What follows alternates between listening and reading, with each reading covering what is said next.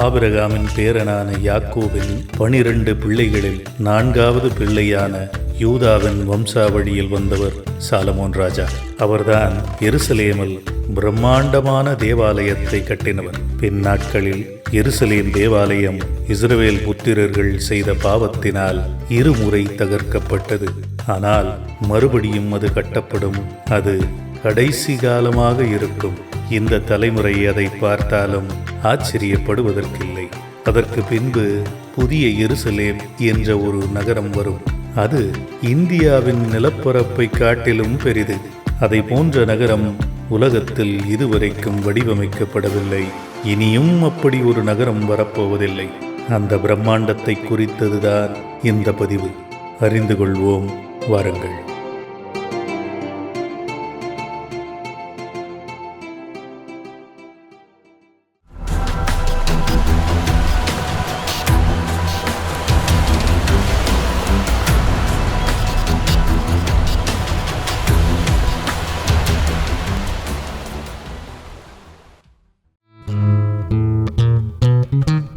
Welcome back to episode 54, The Book of Revelation. வெளிப்படுத்துதல் 21ஆம் அதிகாரம் 2ஆம் பாகம். பார்ட் 1ல நம்ம பார்த்தது புதிய வானம், புதிய பூமி, புதிய எருசலேம். 2ஆம் பாகத்தில் முழுக்க புதிய எருசலேம் மட்டுமே நாம் தியானிக்க போகிறோம். அப்படிதான் யோவான் எழுதியிருக்கிறார். முந்தைய பதிவில் கடைசியாக 9ஆம் வசனம் மற்றும் 10ஆம் வசனத்தினுடைய ஒரு கோணத்தை பார்த்தோம்.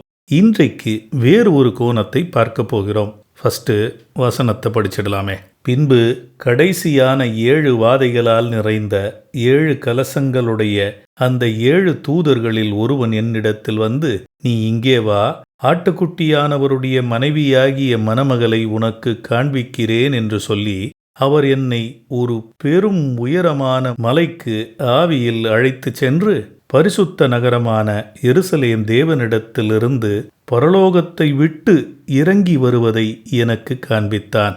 ஒன்று க்ளோஸா வாட்ச் பண்ணணும். இங்க யோவான் எங்கு இருக்கிறார்? இயேசு கிறிஸ்துவின் அரியணையின் அருகில். யோவான் எங்கு அழைத்து செல்லப்படுகிறார்? அதை காட்டிலும் மிகவும் உயரமான ஒரு மலையிற்கு. இது லாஜிக்கே இல்லை அப்படின்ற மாதிரி தான் தோணுதுல.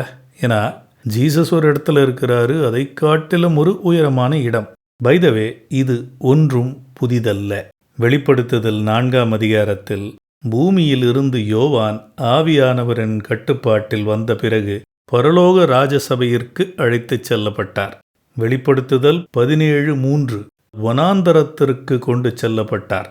பிலிப்பு எத்தியோப்பியனுக்கு ஞானஸ்தானம் கொடுத்த பின்பு இமை பொழுதில் வேறு இடத்திற்கு மாற்றப்பட்டார். இயேசு கிறிஸ்து சீடர்களுடன் படகில் வருகிறார். மறு நொடியில் இயேசுவும் சீடர்களும் கரையை சென்றடைந்தார்கள் என்று வேதாகமம் கூறுகிறது. இன்ஸ்டண்டா. மத்தேயு 4ஆம் அதிகாரம் 8ஆம் வசனம். சாத்தான் இயேசு கிறிஸ்துவை மிக பெரும் மலையிற்கு கொண்டு சென்று பூமியின் எல்லா ராஜ்யங்களையும் காண்பித்து, இந்த மகிமையை உனக்கு தருகிறேன், என் காலில் விழு என்று சொன்னான். அது எப்படிங்க சாத்தியம்? ஒரு மலைக்கு மேலே கொண்டு போயிட்டு உலகம் முழுக்க காண்பிக்க முடியுமா? இங்கு குறிப்பிட்டிருக்கக்கூடிய எல்லா நிகழ்வுகளிலும் ஒன்று பொதுவானது. ஆவிக்குரிய ஜீவன்களின் கரங்களில் நாம் இருக்கும் பொழுது வேறு பரிமாணத்திற்கு இமை பொழுதில் கொண்டு செல்லப்படுகிறோம். இந்த பதிவு முடிவதற்கு முன் இன்னும் அநேக காரியங்களை பார்க்க போகிறோம். வெளிப்படுத்துதல் 21ஆம் அதிகாரம் 11ஆம் வசனம். அதன் பிரகாசம் மிகவும் விலையுயர்ந்த இரத்தின கல்லை போலவும் பளிங்கின் ஒளியுள்ள வஜ்ரக் கல்லை போலவும் இருந்தது. இது டைரக்ட் கான்ட்ரடிக்ஷன் மாதிரி தெரியுதே. Clear jasper. ஜாஸ்பர் கிளியரா இருக்காதே. ஆனால் இவர் அப்படிதான் எழுதியிருக்கிறார். இந்த வஜ்ரக்கல் என்பது எத்தனை கலர்ல இருக்கு பாருங்க. ஸோ யோவான் ஏன் இப்படி எழுதியிருக்கிறார் என்பதை நாம் இன்னும் சற்று நேரத்தில் பார்க்க போகிறோம். 12ஆம் வசனம் முதல் 16ஆம் வசனம் வரைக்கும். அதற்கு பெரிதும் உயரமான மதிலும், கிழக்கே 3 வாசல்கள், வடக்கே 3 வாசல்கள், தெற்கே 3 வாசல்கள், மேற்கே 3 வாசல்கள் ஆக 12 வாசல்களும் இருந்தன. வாசல்களின் அருகே 12 தூதர்கள் இருந்தார்கள். அந்த வாசல்களின் மேல் இஸ்ரவேல் வம்சத்தின் 12 கோத்திரத்தாருடைய நாமங்களும் எழுதப்பட்டிருந்தன. நகரத்தின் மதிலுக்கு 12 அஸ்திவார கற்கள் இருந்தன. அவைகளின் மேல் ஆட்டுக்குட்டியானவருடைய 12 அப்போஸ்தலர்களின் 12 பெயர்களும் பதிந்திருந்தன. என்னுடனே பேசினவன் நகரத்தையும் அதன் வாசல்களையும் அதன் மதிலையும் கலக்கிறதற்கு ஒரு பொற்கோலை பிடித்திருந்தான். அந்த நகரம் சதுரமாக இருந்தது. அதன் அகலமும் நீளமும் சமமாக இருந்தது. அவன் அந்த கோலினால் நகரத்தை அளந்தான். அது 2200 கிலோமீட்டர் தூரம் அளவாக இருந்தது. அதன் நீளமும் அகலமும் உயரமும் சமமாக இருந்தது. இந்த 2200 வருது இல்லையா, தமிழ் அப்படி இருக்கு.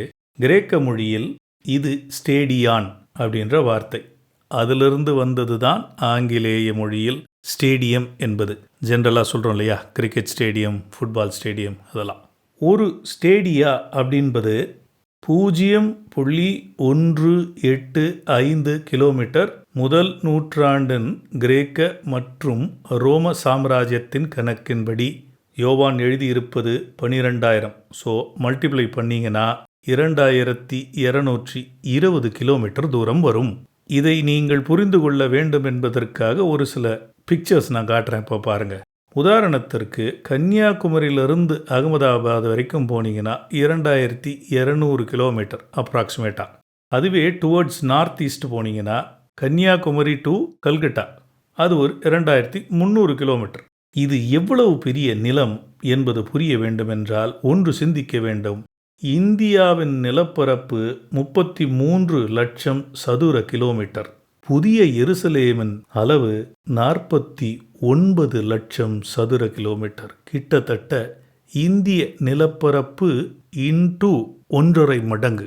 இது நகரம்ங்க, பூமி இல்லை. நான் ஒரு சின்ன கால்குலேட் பண்ணி பார்த்தேன். இது ஜஸ்ட் அண்டர்ஸ்டாண்டிங்காக தான். ஒருவேளை ஒரு நபருக்கு ஒரு 10 கிரவுண்டு நிலம் தராங்கன்னு வச்சுக்கோமே, அதாவது 24,000 ஸ்கொயர் ஃபீட். எத்தனை பேருங்க இந்த நிலத்தில் இருக்கலாம்? கால்குலேஷன் இங்கே போட்டிருக்கேன். 221 கோடி நபர்கள் இந்த இடத்தில் இருக்கலாம். பில்டிங் கட்டிக்கிறோமோ, விவசாயம் பண்ணுறோமோ, ஏதோ ஒன்று. துபாயில் புர்ஜ் காலிஃபான்னு ஒரு ஹோட்டல் இருக்குது. 828 மீட்டர், 163 மாடி. இதுதான் உலகத்தின் மிக உயரமான பில்டிங். இப்போ அதையும் இந்த புதிய எருசலேமையும் சும்மா கம்பேர் பண்ணுவோமே, எத்தனை மாடி கட்டலாம் தெரியுமா? அதாவது 2220 கிலோமீட்டர் உயரத்துக்கும் நீங்கள் பில்டிங் கட்டினீங்கன்னா 4,85,000 மாடி கட்டலாம். சரி, அதை விட்டுருங்க. வெறும் ஒரு கிலோமீட்டருக்கு மாடி கட்டுறோன்னு வச்சுக்கோங்க, 218 மாடி கட்டலாம். ஒருவேளை 218 மாடி கட்டினால் எத்தனை நபர் அந்த நகரத்திற்குள் வாழலாம்? 48,000 கோடி. இன்றைக்கு தேதிக்கு இருப்பது வெறும் 800 கோடி தான். இன்னொரு முக்கியமான இன்ட்ரெஸ்டிங்கான ஒரு விஷயம் பாருங்க. யோவான் என்ன எழுதியிருக்காரு? ஒவ்வொரு சைட்லேயும் 3 வாசல்கள் இருக்கிறது. அதாவது நார்த்து, ஈஸ்ட்டு, சவுத்து, வெஸ்ட். 4 × 3 12. 12 கோத்திரத்தாருடைய பெயர்களும் வாசல்களில் இருந்தன. உதாரணத்திற்கு ரூபன், சிமியோன், லிவை, அந்த மாதிரி. அந்த வாசல் கீழே அஸ்திபார கற்கள் இருக்கிறது. அதில் அப்போஸ்தலர்களுடைய பெயர்கள் எழுதப்பட்டிருக்கிறது. உதாரணத்திற்கு பேதுரு, யாக்கோபு, யோவான். 21ஆம் வசனத்தில் யோவான் இப்படியாக எழுதியிருக்கிறார்: இந்த 12 வாசல்களும் 12 முத்துக்களால் செய்யப்பட்டது. அதாவது டோர் ஒரே ஒரு முத்தினால் செய்யப்பட்டது. இங்க கூர்ந்து கவனிக்க வேண்டிய சில காரியங்கள். நியாயப்பிரமாணத்தின்படி யூதர்களின் பார்வையில் முத்து என்பது அசுத்தமானது. அல்ட்ரா ஆர்த்தடாக்ஸ் ஜூஸ் இன்னமும் முத்தை தொடவும் மாட்டார்கள். இன்னொரு ஆங்கிளில் பார்த்தீங்கன்னா முத்து என்பது புறஜாதியினரை குறிப்பது. அஸ்திபார கற்களில் இருக்கும் அப்போஸ்தலர்களின் பெயர் முக்கியத்துவம் வாய்ந்ததா, அல்லது நுழைவாசலில் 12 இஸ்ரவேல் கோத்திரத்தாரின் பெயர்கள் முக்கியத்துவம் வாய்ந்ததா, அல்லது ஒரே முத்தினால் செய்யப்பட்ட கதவு முக்கியத்துவம் வாய்ந்ததா? மத்தேயு 20ஆம் அதிகாரம் 26 முதல் 28 வசனங்கள். இதனுடைய கான்டெக்ஸ்ட் என்னன்னா, இன்னும் சில நாட்களில் இயேசு கிறிஸ்து சிலுவையில் அறையப்பட போகிறார். அந்த நேரத்தில் அப்போஸ்தலர்களுக்குள்ள ஒரு கான்ஃப்ளிக்ட். அவங்க என்ன கேட்குறாங்க? ஐயா, எங்களில் யார் பெரியாள்? 26ஆம் வசனம் பாருங்க. உங்களில் எவனாவது பெரியவனாக இருக்க விரும்பினால் அவன் உங்களுக்கு பணிவிடை செய்கிறவனாக அல்லது வேலைக்காரனாக இருக்க வேண்டும். உங்களில் எவனாவது முதன்மையானவனாக இருக்க விரும்பினால், அதாவது நம்பர் 1, அவன் உங்களுக்கு அடிமையாக இருக்க வேண்டும். யாருக்கு ஃபர்ஸ்ட் பிளேஸ்ன்றத அப்போஸ்தலர்ஸ் ஒரு சில பேர் கேட்குறாங்க. அதற்கு இயேசு கிறிஸ்து இப்படியாக பதிலளிக்கிறார். பெரிய ஆளாக மாற வேண்டுமென்றால் வேலைக்காரனாக மாறு.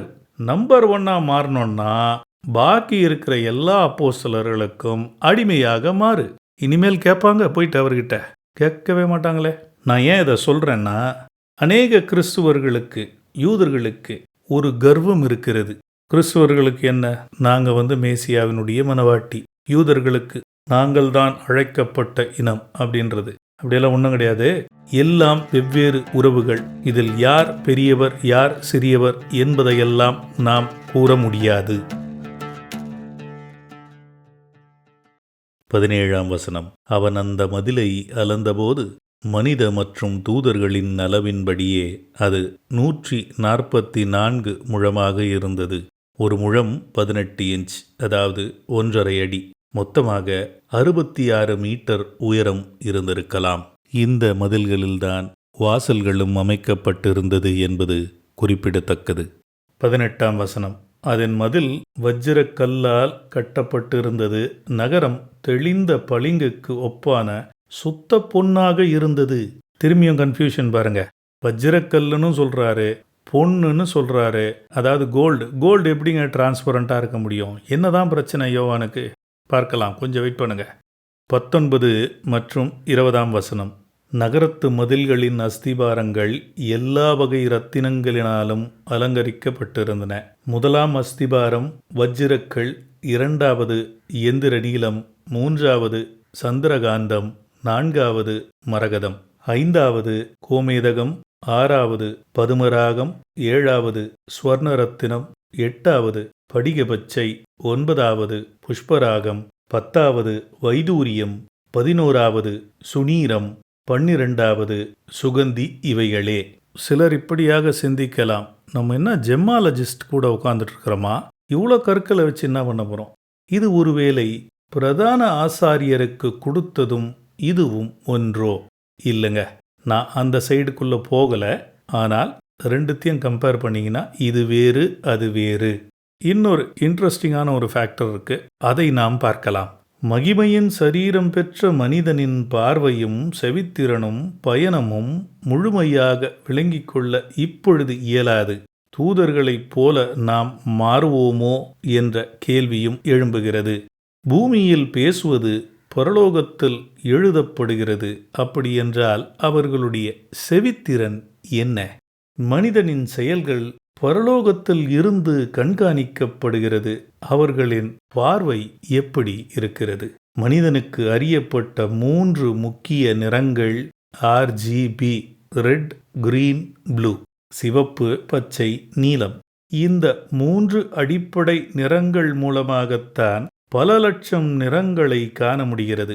இந்த நிறங்களில் சில அல்லது பல நிறங்கள் சேர்ந்தால் எண்ணிலடங்கா நிறங்களை நாம் காண வாய்ப்பு உண்டு. ஸோ யோவான் ஏதோ ஒரு சில காரியங்களை பார்த்ததை அவரால் எழுத்துக்களில் கூற முடியவில்லை என்பதுதான் இதனுடைய பொருள் என்றும் பல வல்லுநர்கள் கூறுகிறார்கள். 21ஆம் வசனம். 12 வாசல்களும் 12 முத்துக்களாக இருந்தன. ஒவ்வொரு வாசலும் ஒவ்வொரு முத்தாய் இருந்தது. நகரத்தின் வீதி தெளிவுள்ள பளிங்கு போல சுத்த பொன்னாக விளங்கியது. மறுபடியுமாக யோவான் நகரத்தை சுத்த பொன் என்றும் கூறுகிறார். அதே நேரத்தில் கண்ணாடி மாதிரின்னு சொல்றாரு. அது எப்படி சாத்தியம் என்பது யூகிக்க முடியவில்லை என்பது நன்றாக தெரிகிறது. பை தி வே, எல்லாத்துக்கும் கமெண்ட்ரி கொடுக்கணுன்றது அவசியமும் கிடையாது. ஏன்னா அப்போஸ்தலராகிய ஷகூல் என்னும் பவுல் இப்படியாக எழுதியிருக்கிறார். 1 கொரிந்தியர் 2ஆம் அதிகாரம் 3ஆம் வசனம். அவர் பழைய ஏற்பாட்டின் வசனத்தை மேற்கோள் காண்பித்து எழுதுகிறார். அது என்ன? ஏசாயா 64:4. தேவன் தம்மேல் அன்பு செலுத்துகிறவர்களுக்கு ஆயத்தம் செய்தவைகளை கண் காணவும் இல்லை, காது கேட்கவும் இல்லை. அவைகள் மனிதனுடைய இருதயத்தில் தோன்றவும் இல்லை. நமக்கோ தேவன் அவைகளை தமது ஆவியானவராலே வெளிப்படுத்தினார். ஆனால் நமக்கு முழுமையாக இந்த காரியங்கள் புரிவதில்லை. 22ஆம் வசனம். அதிலே தேவாலயத்தை நான் பார்க்கவில்லை. சர்வ வல்லமையுள்ள தேவனாகிய கர்த்தரும் ஆட்டுக்குட்டியானவருமே அதற்கு ஆலயம். வேகமாக சில காரியங்களை பார்க்கலாம். முதலாவது தேவாலயம் சாலமோன் ராஜா கட்டியது. இரண்டாவது தேவாலயம் ஜென்ரலாக என்ன சொல்லுவாங்கன்னா எஸ்ரா நெகேமியா கட்டினது, இல்லைனா ஜெருபபெல் டெம்பிள், இல்லைனா செகண்ட் டெம்பிள் என்று கூறுவார்கள். அது மிகவும் பிரபலமானது எப்போன்னு பார்த்தீங்கன்னா, இயேசு கிறிஸ்து வருவதற்கு முன்பு ஆட்சி பொறுப்பில் அமர்ந்த ஏரோது ராஜா, அவர் அதை பிரம்மாண்டமாக மாற்றினார். அது ரெனோவேஷன். மூன்றாவது தேவாலயம் அந்தி கிறிஸ்து வந்து அமரப்போகிறான். அது இன்னும் கட்டப்படவில்லை. நான்காவது எசேக்கியேல் 40ஆம் அதிகாரத்தில் எழுதியிருக்கக்கூடியது மிகவும் பெரிய ஒரு தேவாலயம். அதெல்லாம் முடிஞ்ச பிறகுதான் இந்த புதிய எருசலேம். அந்த இடத்தில் தேவனே இருக்கும் பட்சத்தில் தேவாலயம் எதற்கு என்று யோவான் எழுதியிருக்கிறார். கரெக்டு தானே? 23ஆம் வசனம். நகரத்திற்கு வெளிச்சம் கொடுக்க சூரியனும் சந்திரனும் அதற்கு வேண்டியதில்லை. தேவனுடைய மகிமையே அதை பிரகாசிப்பித்தது. ஆட்டுக்குட்டியானவரே அதற்கு விளக்கு. ஒன்று நினைவில் கொள்ள வேண்டும். இன்று பரலோகத்தில் இருக்கும் ராஜ்யத்திற்கு சூரியனுடைய ஒளி தேவைப்படுகிறதா? அவசியமே இல்லையே. அதே போன்று தான் பிதா குமாரன் மகிமையில் இருக்கும் புதிய எருசலேமிற்கும் எந்த ஒரு படைக்கப்பட்ட கிரகத்தின் ஒளியும் அவசியமில்லை. ஏன்னா நிறைய பேர் இதை ஜாஸ்தி ஃபோக்கஸ் பண்ணுற மாதிரி நான் பார்த்தேன். It is nothing new. 24ஆம் வசனம். தேசங்கள் அதன் வெளிச்சத்திலே நடப்பார்கள். பூமியின் ராஜாக்கள் தங்களுடைய மகிமையையும் கனத்தையும் அதற்குள்ளே கொண்டு வருவார்கள். இங்கு தேசங்கள் என்று எழுதப்பட்டிருக்கக்கூடிய வார்த்தை கிரேக்க மொழியில் எத்னாஸ் சிங்குலர் ப்ளூரல்ல. இந்த வார்த்தை அநேக நேரங்களில் புறஜாதியினருக்கு குறிக்கக்கூடியது. புறஜாதியினரும் ராஜாக்களும் நகரத்திற்குள் வருகிறார்கள், மகிமையையும் கனத்தையும் கொண்டு வருகிறார்கள். இது சபையல்ல. சபை இருக்கும் இடமே நகரத்திற்குள் தான். இவங்க வெளியிலிருந்து உள்ள வராங்க. சரி, ஒன்று நல்லா நோட் பண்ணீங்களா? புதிய எருசலேம் பரலோகத்தை விட்டு இறங்கியது என்று தான் வேதாகமத்தில் குறிப்பிட்டிருக்கிறதே தவிர பூமியிற்குள் வந்தது என்று யோவான் எழுதவில்லை. அநேகர் இதை தவற விடுகிறார்கள். யாவேவின் படைப்பு குறித்ததான பணியிற்கு அழைக்கப்பட்ட அறிவியல் மற்றும் படைப்பு தொடர்புடைய பல்வேறு துறையின் நிபுணர்கள், கிரியேஷன் சயின்ஸ் மினிஸ்ட்ரீஸ், ஆதியாகமும் முதல் 2 அதிகாரங்களை விளக்கும் விதமே அற்புதமாக இருக்கும். பல கோணங்களில் யோவான் எழுதியதை பார்க்கலாம். நான் இப்பொழுது ஒன்றை மட்டும் உங்களிடத்தில் கூறுகிறேன். நீங்கள் இந்த படத்தில் பார்க்கலாம். இங்கே நம்பர் 1 என்று போட்டிருப்பது 1 டைமென்ஷனல். அது ஒரு ஸ்ட்ரெயிட் லைன். அதுவே ஸ்கொயராக இருக்கும் பொழுது 2 டைமென்ஷன். அதுக்கு பக்கத்தில் இருப்பது 3 டைமென்ஷன். மனிதர்கள் 3 டைமென்ஷனல் ஹியூமன் பீயிங்ஸ். அதில் ஒன்றும் மாற்று கருத்து இல்லை. ஆனால் ஆதாம் ஏவாளின் படைப்பு 3 பரிமாணங்களாக மட்டும் இருந்திருக்காது. 4 அல்லது 5 அல்லது 6 பரிமாணங்கள் உடையதாக இருந்திருக்கலாம் என்று எதிர்பார்க்கப்படுகிறது. மரித்து உயிர்த்தெழுந்த இயேசு கிறிஸ்துவிற்கு சரீரம் இருந்தது. அவர் உணவு உட்கொண்டார். அதே வேளையில் பூட்டிய அறையிற்குள் நுழைவதும் வெளியேறுவதும் சாதாரணமாக இருந்தது. விஞ்ஞானிகளின் பார்வையில் 4 அல்லது அதற்கு மேற்பட்ட பரிமாணங்கள் உடைய நபர்கள் இதை செய்யக்கூடும் என்று கருதப்படுகிறது. தன்னுடைய சீடர்களின் கண் பார்வையிலேயே அவர் பரலோகத்திற்கு எடுத்து கொள்ளப்படுகிறார். புவியீர்ப்பு அதை ஒன்றும் செய்ய முடியவில்லை. நமக்கும் அதை போன்ற ஒரு சரீரம் கிடைக்கும் என்று எழுதப்பட்டிருக்கிறது. நல்லா நோட் பண்ணி பார்த்தீங்கன்னா, பாவத்தினால் ஆதாம் ஏவாள் எதை இழந்தார்களோ அவைகள் திரும்பப் பெறப்பட்டது. புதிய எருசலேம் புதிய ஏதேன் தோட்டமாக மாறியது. அசுத்தம் உள்ளே நுழைய இயலாது. பரிசுத்தம் மட்டுமே தங்க முடியும். 25 மற்றும் 26ஆம் வசனம். அங்கே இரவு இல்லாதபடியால் அதன் வாசல்கள் பகலில் அடைக்கப்படுவதே இல்லை. உலகத்தாருடைய மகிமையையும் கனத்தையும் அதற்குள்ளே கொண்டு வருவார்கள். இரவு இல்லை என்பது புதிய எருசலேம் நகரத்திற்குத்தான் தவிர பூமியிற்கு என்று யோவான் எழுதவில்லை. அதையும் நாம் சிந்திக்க வேண்டும். தேசங்களின் ராஜாக்களும் பிரதிநிதிகளும் அவர்களுடைய மகிமையை புதிய எருசலேமிற்கு கொண்டு வருகிறார்கள். சில கலாச்சாரங்களில் சில காலத்தில் இது வழக்கமாக இருந்தது, மீண்டும் நடைமுறைக்கு வருகிறது. 27ஆம் வசனம். தீட்டுள்ளதும் அருவருப்பையும் பொய்யையும் நடப்பிக்கிறதுமாகிய ஒன்றும் அதில் செல்வதில்லை. ஆட்டுக்குட்டியானவரின் ஜீவ புத்தகத்தில் எழுதப்பட்டவர்கள் மட்டுமே அதில் செல்வார்கள். யோபின் புத்தகம், ஜக்கேரியா தீர்க்கதரிசியின் புத்தகம், வெளிப்படுத்துதல் புத்தகம், இங்கெல்லாம் சாத்தானும் அவனது கூட்டாளிகளும் தொடர்ந்து விசுவாசிகளை குறை சொல்வதே வழக்கமாக கொண்டிருந்தார்கள். இனி அசுத்த ஆவிகளோ அல்லது சரீரத்தில் வாழும் பாவியான மனிதனோ புதிய எருசலேமிற்குள் நுழையவே முடியாது என்பதை யோவான் எழுதியிருக்கிறார்.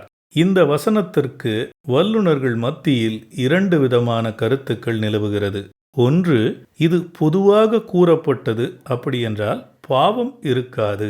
இன்னொரு ஆங்கிள் பார்த்தீங்கன்னா, 1000 வருடம் அரசாட்சியிற்கு பின்பு நடைபெறும் வெள்ளை சிங்காசன தீர்ப்பிற்கு பின் நரகத்திற்கு செல்லாதவர்கள், அவர்களுடைய உடல்கள் எவ்விதமாக இருக்கும் என்று குறிப்பிடவில்லை. பல வினாக்கள் விடையிற்காய் காத்து கொண்டிருக்கிறது. உறுதியானவை மணவாளனை சந்தித்த பின்பு கேட்டு அறிந்து கொள்ளலாம். இந்த பதிவில் இருந்து நாம் எடுத்துக்கொள்ளக்கூடிய சில முக்கிய கருத்துக்கள். மனிதனை படைப்பதற்கு முன்பு ஆவிக்குரிய ஜீவன்கள் படைக்கப்பட்டது. அவைகளில் சில சர்வவல்ல இயேசு படைத்த, மனிதன் மாத்திரம் அவர் சாயலாக இருக்கிறான் என்ற பொறாமை ஒரு பக்கம். மனிதனை வஞ்சித்து அவனுக்கு கொடுக்கப்பட்ட அதிகாரங்களை தன் வசப்படுத்தியது. வீழ்ந்து போன மனிதனை படைத்தவரே பலியாகி சரி செய்து விட்டார். ஆதியாகமம் 2 மற்றும் 3ஆம் அதிகாரத்தில் நடந்த சேதங்கள் அனைத்தையும் சரி செய்வது மட்டுமல்லாமல், முந்தைய வானத்தையும் பூமியையும் விட எண்ணில் அடங்கா அழகோடு படைத்து நிர்வாணமான மனிதனை பரிசுத்த அலங்காரத்துடனே நித்திய எருசலேம் நகரத்தில் அமர்த்தி அழகு பார்க்கிறார். இன்னும் அநேக காரியங்களை கடைசி அதிகாரத்தில் நாம் பார்க்க போகிறோம். அதற்காக ஜெபித்துக் கொள்ளுங்கள். மீண்டும் அடுத்த பதிவில் சந்திக்கலாம். Shalom. God bless you.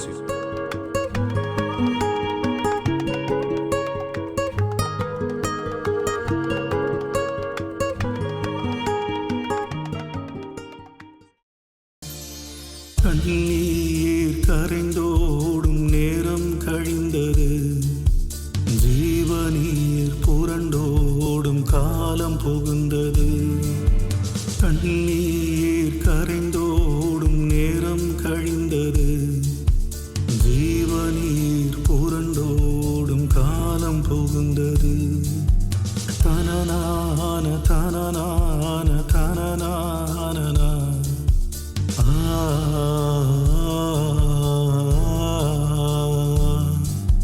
la la la la la la la la la la la la